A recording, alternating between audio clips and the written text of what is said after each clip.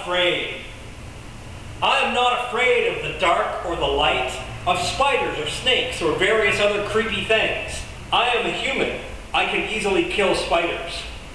I am not afraid of the boogeyman or of the devil or of demons or angels or of gods or saints. A coward preys on the weak. Why would you fear a coward?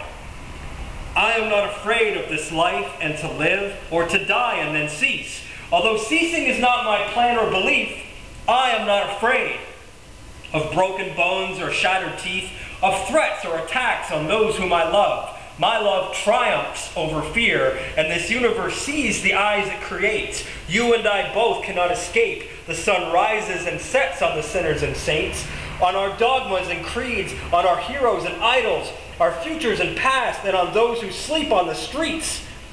And for all of the above, I will not retreat, because I am not afraid.